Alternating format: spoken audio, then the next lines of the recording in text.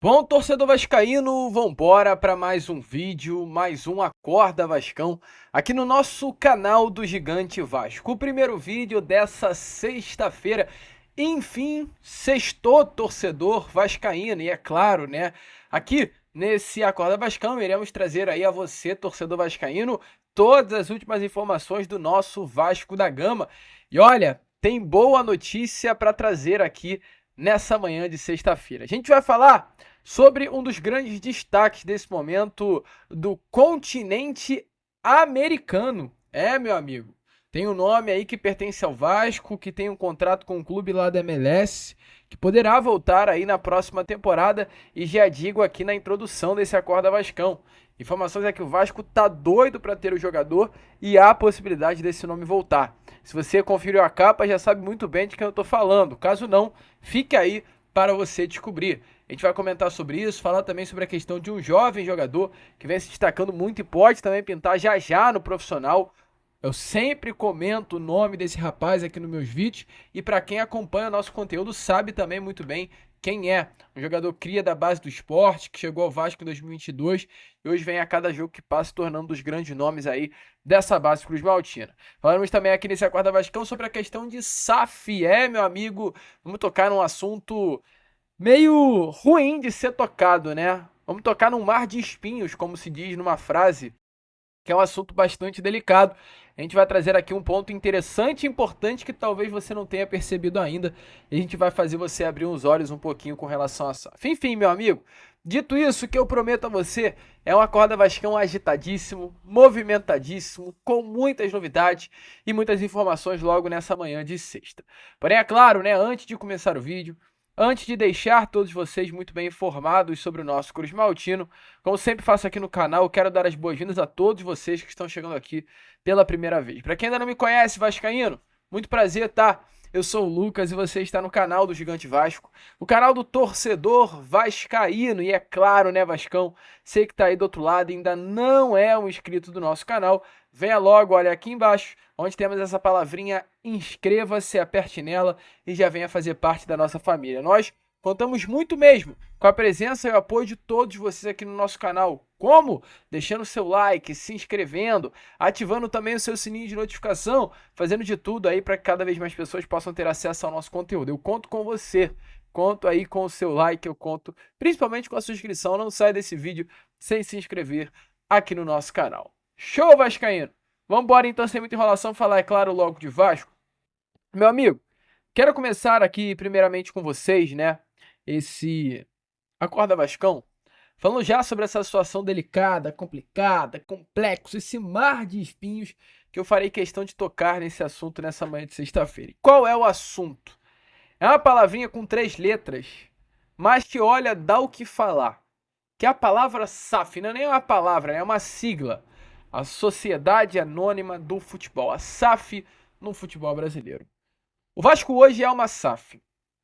A venda do Vasco da Gama aconteceu lá em 2022 para um grupo norte-americano chamado 777 Partners.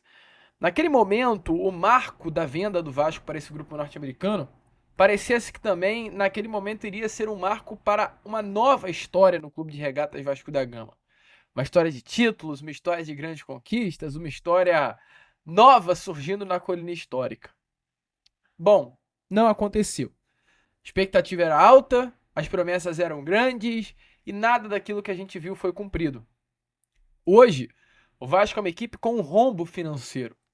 O Vasco é uma equipe que hoje, de acordo com informações que eu apurei ontem à noite e trago aqui a vocês, a dívida do Vasco da Gama hoje ela gira algo em torno de 1 bilhão e 100 milhões de reais. A SAF do Vasco da Gama hoje, o Vasco em si, de um modo geral, ele se encontra com uma dívida quase 200 milhões de reais a mais do que era antes de ter se tornado uma SAF. Ou seja, o Vasco em 2024, nesse momento, ele tem uma dívida maior do que tinha em 2022. A SAF para o Vasco da Gama foi algo ruim. Não a SAF em si, mas quem se tornou o dono da SAF. E não à toa hoje a gente vê no Vasco da Gama esse discurso, um discurso de reestruturação financeira.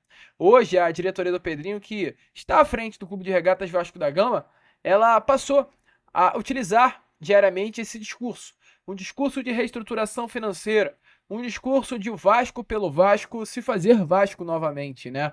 Até é engraçado esse slogan, mas é a grande realidade. É o Vasco pelo Vasco, sem depender de terceiros, sem depender de investidores. É o Vasco com as suas próprias mãos, através de uma cautela, através de um tempo, se reestruturar financeiramente. Isso vem se tornando também um grande assunto na torcida vascaína, porque o papo hoje de reestruturação financeira passa ao torcedor um papo que a gente ouve, sabe desde quando? Desde 2010. E eu aqui tenho que trazer os dois lados da moeda. O lado da moeda bom, porque é realmente um trabalho legal que o Pedrinho vem fazendo no Vasco. Foi um trabalho de recuperação do Vasco da Gama das mãos de uma empresa falida, que iria falir de vez também o nosso Vasco da Gama. O Pedrinho ele realiza no Vasco, além de um trabalho de recuperação do clube em si, como clube, como instituição, como SAF, ele também faz um trabalho de recuperação anímica, emocional do Vasco, como grandeza, chegando a uma semifinal de Copa do Brasil, está quase levando o Vasco a uma Libertadores. Então, gente, o Pedrinho ele tem totais méritos nesse vídeo. Meu objetivo passa longe de ser criticar o trabalho do Pedrinho, mas é um ponto também importante a ser levantado. E aí agora a gente começa a olhar pelo lado negativo dessa moeda, porque esse papo que hoje está sendo instalado dentro do Vasco, esse papo de reestruturação financeira, até porque o Vasco ele contrata uma baita equipe, né? Um corpo de funcionários, de profissionais excelente. O Vasco tem o Rafael Viana como SFO, como diretor financeiro. Rafael Viana, para quem não sabe, foi o diretor financeiro que trabalhou nesses últimos anos no Cruzeiro, que hoje é um clube completamente recuperado financeiramente. Temos como CEO Carlos Amodeu, que é um baita CEO também, tem ajudado o Vasco da Gama nessa situação de recuperação financeira, e outros funcionários e outros profissionais que também trabalham no Vasco da Gama e vem tendo um trabalho essencial nessa parte de recuperar financeiramente nosso clube. Mas volto a repetir, esse papo aí de recuperação financeira, o torcedor vascaíno ele ouve desde 2005, desde 2006, desde 2010. E durante todos esses anos, com o mesmo papo, entra presidente, sai presidente, vence esse discurso, que o Vasco vai se recuperar financeiramente, teremos um ano de enxugar os gastos para começar, a partir dos próximos anos, a ver os frutos sendo colhidos. Ou vocês já se esqueceram que esse foi o mesmo papo da gestão de Jorge Salgado no Vasco? Ou vocês já se esqueceram do ex-vice-presidente de finanças, o senhor Adriano Mendes, que falou que talvez para o Vasco da Gama cair para a Série B seria melhor, porque seria um recomeço financeiro no Vasco? Ou vocês esqueceram do papo de que rescindir com o Germancano é melhor, que não é um gasto?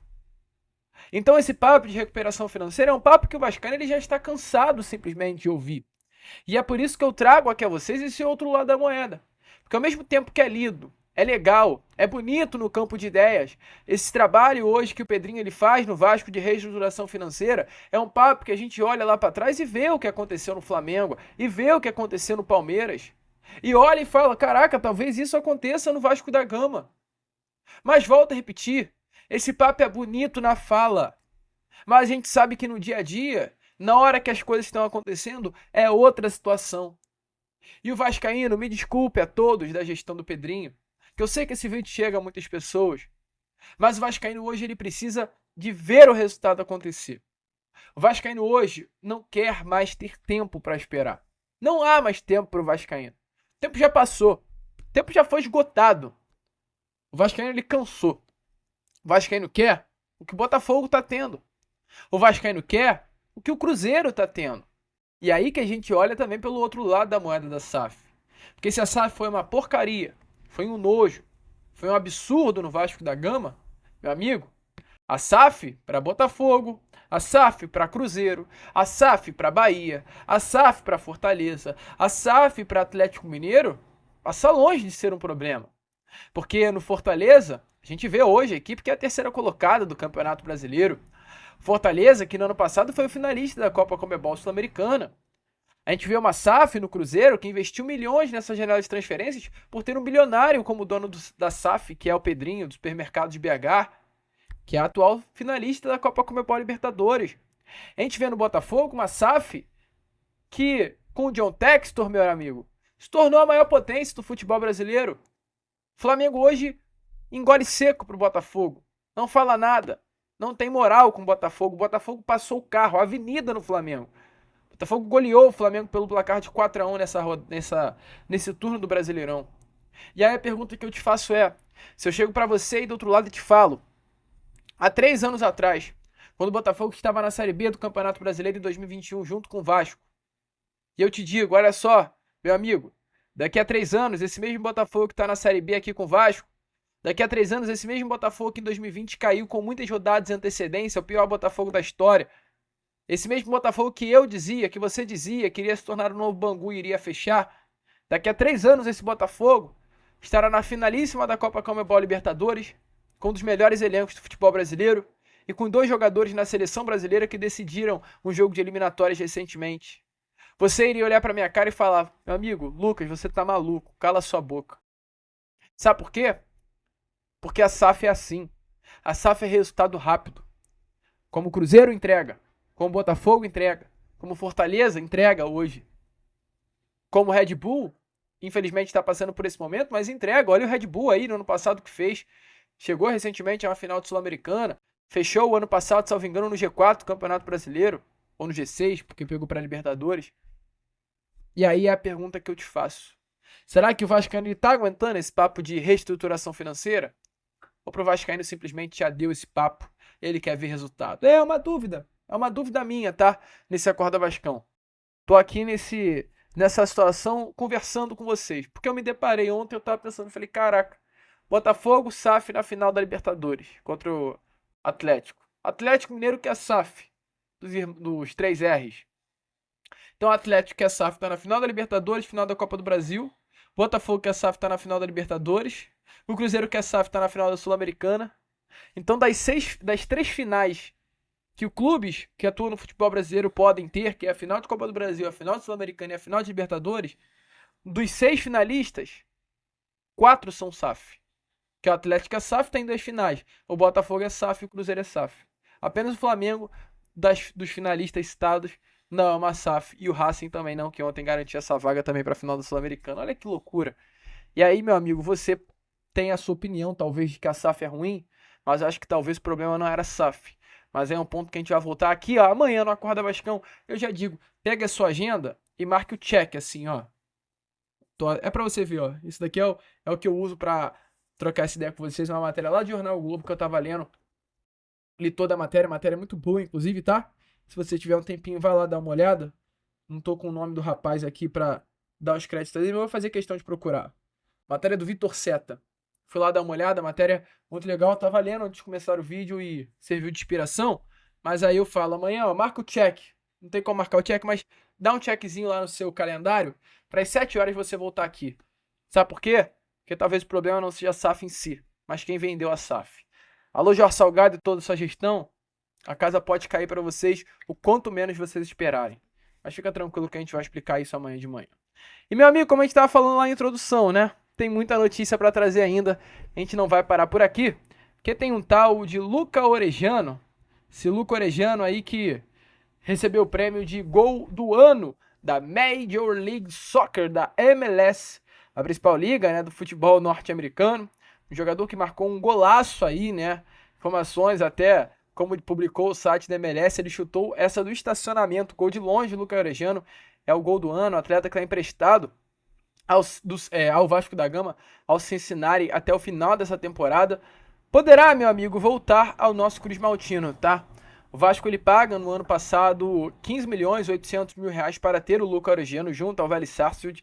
O Luca Orejano sempre foi um grande destaque, tá? Do futebol argentino, uma grande promessa, mas que acabou não rendendo aqui no nosso Cruz Maltino.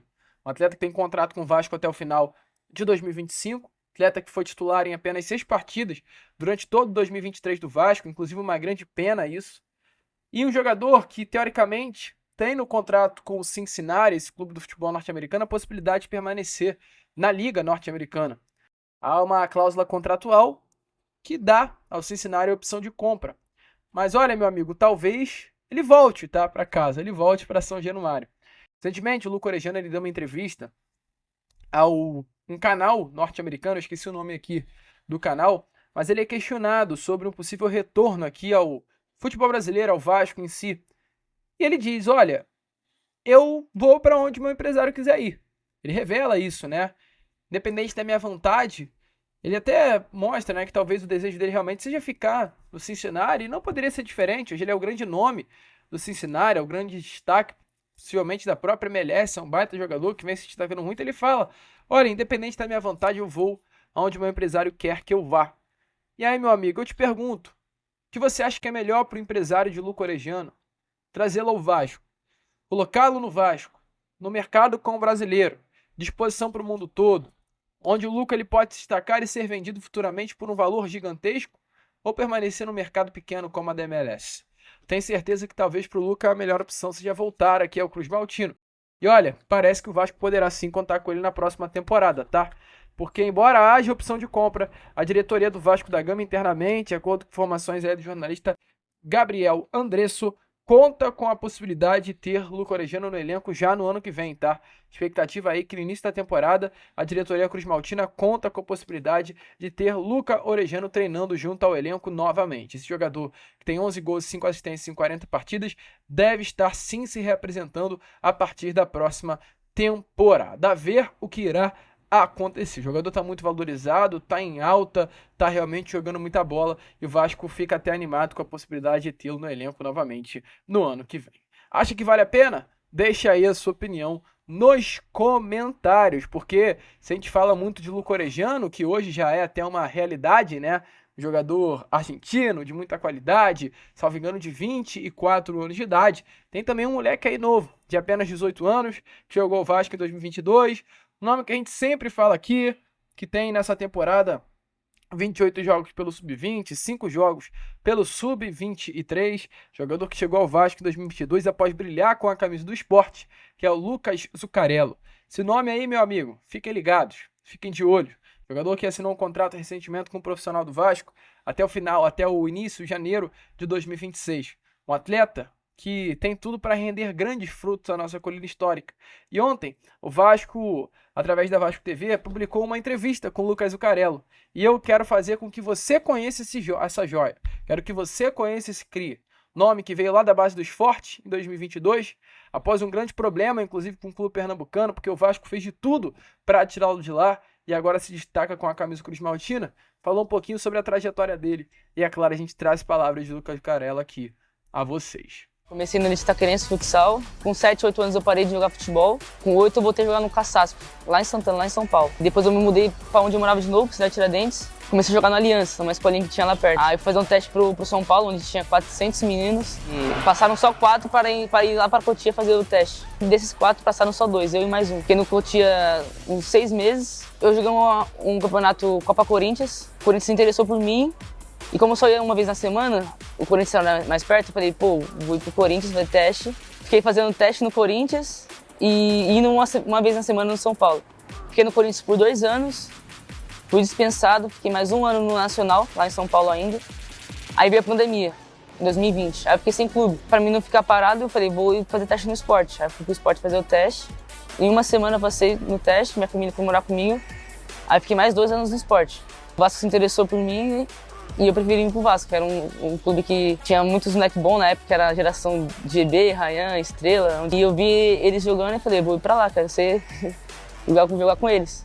Aí acabei vindo pra cá, aí tô aqui até hoje, desde 2022. Meu amigo, olha, fica de olho nesse garoto, tá? Nome de muito destaque, um nome que nessa última partida aí do Sub-23 marcou um golaço contra o CRB, onde o Vasco vence a partida pelo placar de 3-1 e um dos gols é do Lucas Zuccarello. Lucas Zuccarello, além de ter enfrentado o CRB no Sub-23 nessa última partida do Brasileirão de Aspirante, também enfrentou o Atlético Mineiro nesse Brasileirão de Aspirante e marcou também um gol na vitória do Vasco pelo placar de 2-1 sobre o Atlético Mineiro. Então assim, é um nome que tá brilhando com 17 anos, não 18 anos de idade, no Sub-23, então olha como é bom de bola desse garoto. Fiquem ligados. E ele também, nessa entrevista à Vasco TV, comentou um pouquinho sobre São Januário. O que é São Januário hoje pro Lucas? Esse rapaz, esse garoto, que chegou aí do Nordeste do país e veio tentar carreira no Vasco da Gama após passagem por Corinthians, Nacional, Sport. O que ele acha do Caldeirão? Será que já está se sentindo em casa em São Januário? O Lucas respondeu isso daí a vocês. A adaptação enquanto o Rio foi muito rápido, porque o Rio é parecido um pouco com o Recife, tem bastante praia, o clima, o ambiente, as pessoas também são muito receptivas. E em relação ao futebol, eu fui me adaptando, no começo foi um pouco difícil, porque o estilo de jogo aqui é um pouco diferente, pouco mais rápido, então demorei um pouco para me adaptar, mas virou o ano, já consegui me adaptar. O Vasco aqui, o São Januário, virou minha segunda casa praticamente, porque sai de casa às 6 horas da manhã, chega aqui, treina, almoça aqui, volta, fica na escola das 1 até as 5h20, então aqui passo o dia inteiro aqui e aqui praticamente é minha casa. Meu amigo torcedor vascaíno, é desse jeito, é dessa forma, é craque, é destaque, é promessa, é cria da base Cruz Maltina. Tá na expectativa por esse garoto, torcedor? Deixa aí, é claro, a sua opinião nos comentários. A gente vai ficando por aqui. Esse foi o nosso Acorda Vascão, apenas o primeiro vídeo dessa sexta-feira. Já estaremos aí de volta com o nosso Fala Gigante, contando, é claro, sempre com a presença e o apoio de todos vocês. Vamos que vamos, vascaíno! Se inscrevam, compartilhem e, como sempre falamos aqui, é claro, saudações vascaínas!